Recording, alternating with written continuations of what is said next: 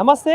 మాజీ మంత్రి Harish రావుకి phone tapping అంశంలో సిట్ విచారణకు రావాలంటే నిన్న రాత్రి మళ్ళీ నోటీసులు అయితే జారీ చేయడం జరిగింది. సో ఈ నేపథ్యంలోనే ఈరోజు ఆ విచారణ కూడా హరీష్ రావు గారు బయలుదేరి వెళ్ళడం జరిగింది. సో పొద్దున కోకాపేట ఇంటి దగ్గర నుండి ప్రెస్ మీట్ మీడియాతో మాట్లాడుతూ తెలంగాణ భవన్కి వచ్చి అక్కడ నుండి ఇప్పుడు ఇందాకే వెళ్ళడం జరిగింది. సో దీనికి సంబంధించి బీఆర్ఎస్ పార్టీ సంబంధించిన నాయకులందరూ పెద్ద ఎత్తున కార్యకర్తలు అయితే తరలి రావడం జరిగింది బీఆర్ఎస్ భవన్కి. సో మరి మనతో పాటు మాట్లాడడానికి పావని గౌడ్ గారు అయితే ఉన్నారు. అక్కడ నమస్తే. సో ఏంటి మరి ఫోన్ ట్యాపింగ్ అనే అంశం మళ్ళీ తెరమైకి వచ్చి మళ్ళీ విచారణకు రావాలని చెప్పేసి కాంగ్రెస్ ప్రభుత్వం నోటీసులు ఇవ్వడం జరిగింది. సో ఎట్లా చూడొచ్చు?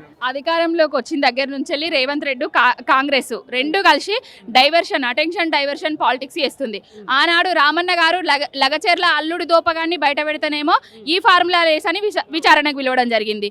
ఈనాడు బామ్మర్ది భాగవతాన్ని బొగ్గు కుంభకోణగాన్ని బయట పెడితే ఈయన మళ్ళా ఫోన్ ట్యాపింగ్ కేసు అని బయట పెట్టడం జరుగుతుంది. ఇవి కక్షపూరితమైన రాజకీయంగా ఎదుర్కోలేక ప్రజలకు ఇచ్చిన హామీలను నెరవేర్చలేక గ్యారంటీలను అటకెక్కించి ఇలాంటి పనులు చేస్తున్నారు తప్ప ఇంకొకటైతే లేదు. అంటే మొన్న చూసుకోవచ్చు, ఇప్పుడు గతంలోనేమో ఫార్ములా ఈ కాంగ్రెస్ కావచ్చు, కాళేశ్వరం విషయంలో కావచ్చు, ఇప్పుడు ఫోన్ ట్యాపింగ్ విషయంలో కావచ్చు, వరుసగా హరీష్ రావు మీదనే ఎందుకు ఇలాంటివి జరుగుతూ ఉన్నాయి? అంటే ఎందుకు నోటీసులు ఇస్తా ఉన్నారు? హరీష్ రావు అన్న ఒక్కరి మీదనే జరగట్లేదు. ప్రతిపక్ష పార్టీలో ఉన్న బీఆర్ఎస్ పార్టీలో ఉన్న కేసీఆర్ గారి విషయంలో జరిగింది, రామన్న విషయంలో జరిగింది, ఇప్పటికిప్పుడు హరీష్ అన్న విషయంలో జరుగుతుంది. ఏవైతే 420 హామీలను 6 గ్యారంటీలను కాంగ్రెస్ ఏదైతే అక్రమాలు చేస్తున్నదో, కాంట్రాక్టులు చేస్తున్నదో, వాటన్నిటిని కుంభకోణాలు చేస్తున్నదో వాటన్నిటిని బయట పెట్టడం వల్లనే ఇది చేయడం జరుగుతుంది. ఇంకొకటి, అధికారంలో ఉన్న కాంగ్రెస్ పార్టీకి ఎక్కడికక్కడ ముచ్చమటలు పెట్టిస్తున్నారు మా నాయకులు. ఆ నాయకులు ముచ్చమటలను భరించలేకనే వాళ్ళ మీద కేసులు పెడుతున్నారు తప్ప ఇంకొకటి లేదు. ప్రజలన్నీ గమనిస్తున్నారు. ఇవన్నీ వాళ్ళ మీద వస్తున్న అవినీతి ఆరోపణలను డైవర్ట్ చేయడానికి మాత్రమే పెడుతున్న కేసులు. వాళ్ళు తెలంగాణ కోసం కొట్లాడిన నాయకులు, తెలంగాణ తెచ్చిన నాయకులు, తెలంగాణ ప్రజలు పడుతున్న కష్టాలను చూసి చెలించి ఇప్పటికి వరకు కూడా ఎంతమంది గురుకుల విద్యార్థులు చనిపోయినరు, వాటి మీద నో సిట్ కదా. ఎంతమంది రైతన్నలు బలిదానాలు చేసుకుంటున్నారు, రైతు భరోసా ఇస్తలేడు, రైతు బంధిస్తలేడు, మరి దాని మీద ఎందుకు సిట్టేస్తలేరు? నీళ్లు సరిగ్గా ఇస్తలేడు రైతులకు, దాని మీద ఎందుకు సిట్టేస్తలేరు? నిరుద్యోగులు చాలా మంది చనిపోతున్నారు, రోడ్ల మీదకి వస్తున్నారు, దాని మీద కూడా సిట్టేస్తలేరు. అంటే అధికారంలో ఉండి ధన బలాన్ని, అధికార బలాన్ని అవన్నిటిని చేతిలో పెట్టుకొని ప్రతిపక్ష నాయకుల మీద ఎవరైతే ప్రజల కోసం పోరాడుతున్నారో, తెలంగాణ కోసం పోరాడుతున్నారో వాళ్ళను అవినీతి మరక అంటిద్దామని చూస్తున్నారు. ఇప్పుడు తెలంగాణ రాష్ట్రంలో ఏం జరుగుతుందంటే దొంగది అన్నట్టుగా నడుస్తుంది. రేవంత్ రెడ్డి అనేటోడు పట్టపగలు బ్యాగు సంచుల దొరికిన దొంగ. ఆ దొంగ ఇప్పుడు ఎవరైతే ప్రతిపక్ష నాయకులు, క్లీన్ చీట్ ఉన్న నాయకులు ఉన్నారో వాళ్ళందరి మీద బురద జల్లే ప్రయత్నం చేస్తున్నారు. తెలంగాణ ప్రజలందరూ గమనిస్తూనే ఉన్నారు. దేశంలో ఉన్న కాంగ్రెస్ పార్టీ భ్రష్టు పట్టడానికి కారణము రేవంత్ రెడ్డి అనేటైనే.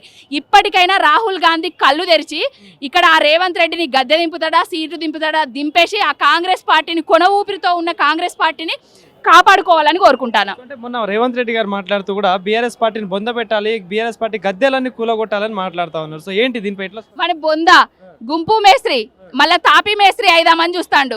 ఎక్కడ కాంట్రాక్టులలో పైసలు దొరుకుతలేవు, ఎక్కడ కూడా అవి దొరుకుతలేవు అనే ఉద్దేశంతో ఈ గద్దెలు కూలగొడుతానన్నా ఆ గద్దెల కాంట్రాక్టు మళ్ళీ నాకు అత్తదేమో అనేసి పైసల కోసం చూస్తున్నాడు తప్ప బీఆర్ఎస్ పార్టీ అనేది తెలంగాణ కోసం ఏర్పడ్డ పార్టీ.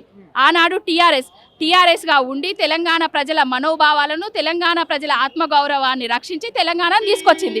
ఆ పార్టీ మీద ఇప్పుడు గద్దెలు కూలుస్తాము, దిమ్మెలు తీస్తాము అంటే ఊరుకోవడానికి ఎవరు లేడు. దిమ్మ తిరిగేటట్టు, మైండ్ బ్లాక్ అయ్యేటట్టు దెబ్బలు కొడతాడు రేపు తెలంగాణ ప్రజలందరూ. తెలంగాణ రాష్ట్రంలో 10 ఏళ్ళు భూ బకాసురులు కావచ్చు, హత్యలు చేసే వాళ్ళకి గురువుగా మారిండు కేసీఆర్ అంటూ రేవంత్ రెడ్డి ఘాటు వ్యాఖ్యలు చేశారు. రేవంత్ రెడ్డి అనేటోడే పెద్ద భూ బకాసురుడు, రేవంత్ రెడ్డి అనేటోడే పెద్ద చీడ పురుగు తెలంగాణ రాష్ట్రానికి.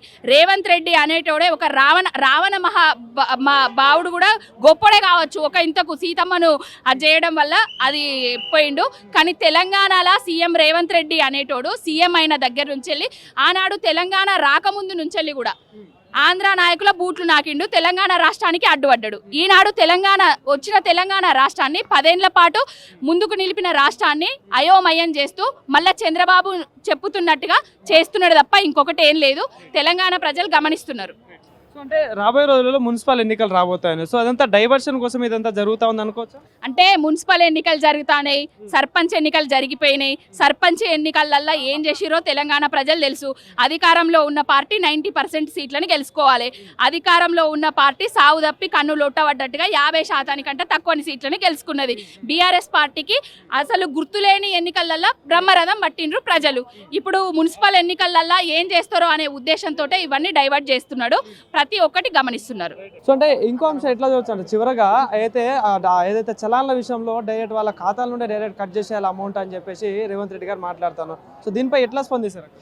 ఒకప్పుడు ప్రభుత్వంలో అధికారంలో కాంగ్రెస్ పార్టీ అధికారంలో రాకముందు రేవంత్ రెడ్డి అనేటోడు పోరగాన్లు చిన్నగా పార్టీలు చేసుకొని తాగితే నోట్లే గొట్టాలు పెట్టి ఊది పాపం శాలన్లు ఎత్తారా బై అని మాట్లాడిండు. ఎవడన్నా శాలన్లు అడిగితే నా ఫోటో చూపెట్టవని అన్నాడు. మరి ఇప్పుడు నీ ఆధార్ కార్డు పెట్టు, అందరు నీ ఫోటో చూపిస్తారు. పోరగాన్లను రెచ్చగొట్టింది నువ్వే.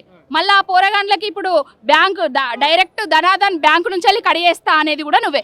మరి రైతు బంధు రానోళ్ళు నీ తెలంగాణ కాంగ్రెస్ పార్టీ ఖాతాల నుంచి వెళ్ళి కడిగేసుకోవాలా? రైతు బీమా రానోళ్ళు నీ ఖాతాల నుంచి వెళ్ళి కడిగేసుకోవాలా? నీ బ్యాంకు ఖాతాల నుంచి వెళ్ళి వేసుకోవాలా? 4000 పెన్షన్ ఇస్తానని ఇప్పటి వరకు 4000 పెన్షన్ ఇవ్వకుండా 2000 పెన్షన్ ఇస్తున్నావు కదా, మిగతా 2000 నీ బ్యాంకు అకౌంట్ల నుంచి వెళ్ళి కడిగేసుకోవాలా? ఎక్కడి నుంచి కడిగేయాలి? 2 లక్షల రుణం మాపి 100% చేస్తా అని చెప్పినావు కదా, కానోళ్ళందరూ నీ బ్యాంక్ అకౌంట్ల నుంచి వెళ్ళి కడిగేసుకోవాలా? ఎక్కడి నుంచి కడిగేసుకోవాలి? ఏం మాట్లాడుతున్నాడు బుద్ధి లేనోడు. అసలు పాలన మీద, బేసిక్స్ మీద, బేసిన్ల మీద తేడా తెలియనోడు మాట్లాడుతున్న వ్యవహారం తప్ప ఇంకొకటి లేదు. ఆయనకు పాలించడం చేత కాదు. ఇప్పటికైనా నోరు మూసుకొని ప్రజలు ఇచ్చిన అధికారాన్ని పాలించడం చేత కాకపోతే నాకు వల్ల అయితలేదురా బాబు అనేసి రాజీనామా చేసి చక్కగా వేరేటోళ్ళని ఏమన్నా ఉద్యమకారుడు ఉంటే ఆ కాంగ్రెస్లో ఆ ఉద్యమకారుడిని ముఖ్యమంత్రి చేయి. కాంగ్రెస్కి అలవాటే తాపకొకరిని మార్చుడే. సంవత్సరానికి ఒకరిని, 2 సంవత్సరాలకు ఒకరిని మారుస్తారు. మరి ఇంకెందుకు మారుస్తలేరో అర్థమైతే లేదు.